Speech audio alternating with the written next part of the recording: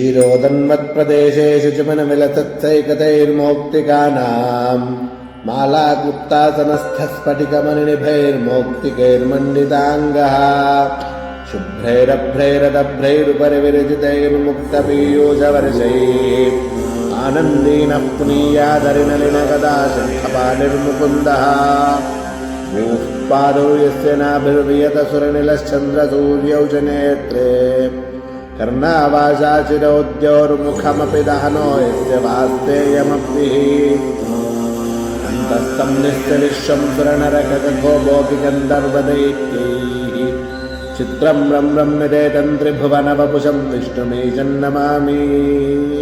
शान्ताकारं भुजगशयनं पद्मनाभं सुरेशं विश्वाधारं गगनसदृशं मेघवर्णं शुभाङ्गं लक्ष्मीकान्तं कमलनयनं योगिहृद्यानगम्यं वन्दे विष्णुं भवभयहरं सर्वलोकैकनाथं। श्रीगुरुभ्यो नमः। महासरस्वत्यै नमः। अस्मद्गुरुपादुकाभ्यो नमः। శ్రీ మహావిష్ణవే నమః. ఇది ఇప్పుడు ధనుర్మాసం నడుస్తుంది.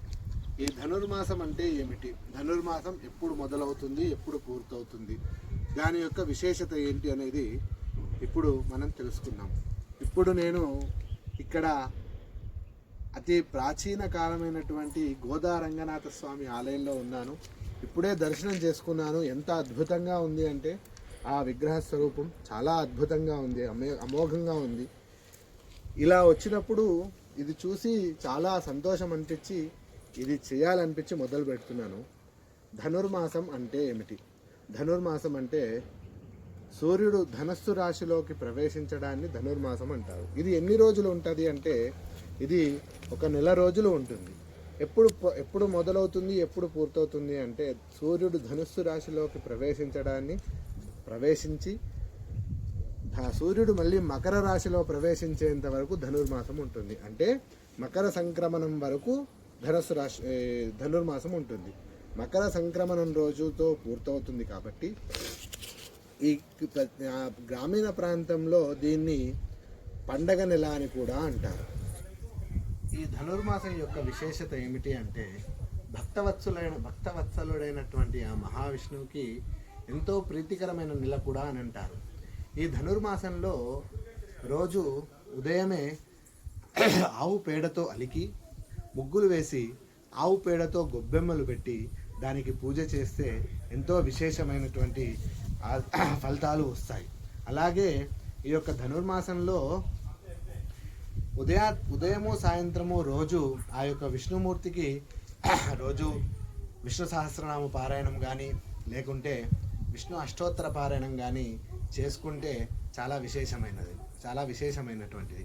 ధనుర్మాసంలో ప్రతిరోజు ఉదయము ఆ యొక్క స్వామివారికి మొదటి 15 రోజులు చక్ర పొంగల్ నైవేద్యం, ఆ తర్వాత 15 రోజులు దద్దోజనం పెడితే స్వామికి ఎంతో ఇష్టమట. అలాగే ఈ ధనుర్మాసంలో ఉదయము సాయంత్రము రోజు ఇంట్లో ఆ యొక్క నువ్వుల నూనెతో దీపాలు వెలిగిస్తే ఎంతో విశేషమైనటువంటిది. ఆ మహావిష్ణువు యొక్క భార్య అయినటువంటి మహాలక్ష్మి ఇంట్లో కరుణాకటాక్షాలతో లక్ష్మీ తాండవం చేస్తుందట.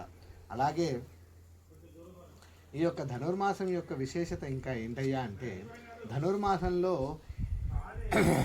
ఏదైనా సరే పూజ, వ్రత, హోమ, దానాది కార్యక్రమాలు ఏమి చేసినా మనం ఎంత చేస్తే దానికి రెట్టింపు ఫలితాలు వస్తూ ఉంటాయట.